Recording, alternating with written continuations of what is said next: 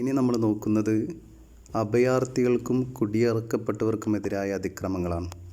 സംഘർഷം, പീഡനം, അക്രമം, പാരിസ്ഥിതിക ദുരന്തങ്ങൾ തുടങ്ങിയവ കാരണം സ്വന്തം രാജ്യത്ത് നിന്ന് പലായനം ചെയ്യാൻ നിർബന്ധിതരായ വ്യക്തികളെയാണ് അഭയാർത്ഥികളെന്നും കുടിയിറക്കപ്പെട്ടവരെന്നൊക്കെ പറയുന്നത്. അഭയാർത്ഥികളുടെയും കുടിയിറക്കപ്പെട്ടവരുടെയും എണ്ണത്തിൽ അഭൂതപൂർവമായ വർധനവാണ് ലോകത്തുണ്ടാകുന്നത്. അവർ കൊടിയ ദുരന്തങ്ങളും അക്രമങ്ങളുമാണ് നേരിടുന്നത്. അഭയാർത്ഥികളും കുടിയൊഴിക്കപ്പെട്ടവരും അഭിമുഖീകരിക്കുന്ന പ്രധാന വെല്ലുവിളികളിൽ ഒന്ന് അവരുടെ ജീവിക്കാനും സുരക്ഷിതത്വത്തിനുമുള്ള അവകാശത്തിൻ്റെ ലംഘനമാണ്. പലരും അപകടകരമായ യാത്രകൾ നടത്താൻ അവർ നിർബന്ധിതരാകുന്നു. സുരക്ഷിതമല്ലാത്ത ബോട്ടുകളിലോ വഞ്ചനാപരമായ ഭൂപ്രദേശങ്ങളിലോ തങ്ങളുടെ ജീവൻ പണയപ്പെടുത്തി യാത്രകൾ നടത്താൻ അവർ നിർബന്ധിതരാകുന്നു. ഇതിലൂടെ പലപ്പോഴും അവർ മനുഷ്യക്കടത്തുകാരുടെയും ക്രിമിനൽ ശൃംഖലകളുടെയുമൊക്കെ ഇരകളാകുന്നു. കൂടാതെ അഭയാർത്ഥികളും കുടിയൊഴിക്കപ്പെട്ടവരും ആതിഥേയ രാജ്യങ്ങളിൽ പലപ്പോഴും വിവേചനവും വിദ്വേഷവും നേരിടുന്നു.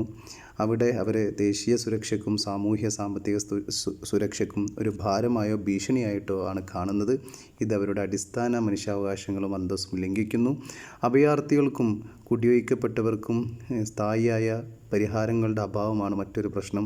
പൗരത്വമോ അതുപോലെ അംഗത്വമോ ഒന്നുമില്ലാത്തൊരു വർഷങ്ങളോളം അവർ അഭയാർത്ഥികളായിട്ട് ക്യാമ്പുകളിലോ ചേരികളിലോ കഴിയുന്ന അവസ്ഥയുണ്ടാകുന്നു. ഇതും അവർ നേരിടുന്ന ഒരു പ്രശ്നമാണ്.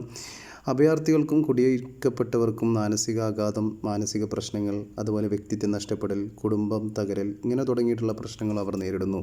ഈ വെല്ലുവിളികളെ അഭിമുഖീകരിക്കുന്നതിന് അഭയാർത്ഥികളുടെയും കുടിയിറക്കപ്പെട്ടവരുടെയും സംരക്ഷണം, ശാക്തീകരണം എന്നിവയ്ക്ക് മുൻഗണന നൽകിക്കൊണ്ട് ഒരു സമഗ്രമായ ഒരു ചട്ടക്കൂട് ഉണ്ടാക്കേണ്ടത് ലോകത്ത് ആവശ്യമാണ്. അവരുടെ ജീവനും അവരുടെ സ്വത്തിനും അവരുടെ സുരക്ഷയ്ക്കും അവരുടെ സാമൂഹ്യ ജീവിതത്തിനും മുൻഗണന നൽകിക്കൊണ്ട് അവരെ എവിടെയെങ്കിലും അവർക്ക് അഭയം നൽകേണ്ടത് വലിയൊരു പ്രശ്നമായിട്ടാണ്, വലിയൊരു വെല്ലുവിളിയാണ് ലോകത്ത്. എങ്കിലും ആ പ്രശ്നം പരിഹരിക്കേണ്ടത് ആ മനുഷ്യരുടെ മനുഷ്യാവകാശങ്ങളുടെ ആവശ്യമാണ്, മനുഷ്യാവകാശ സംരക്ഷണത്തിൻ്റെ ആവശ്യമാണ്. അവരും മനുഷ്യരാണ്.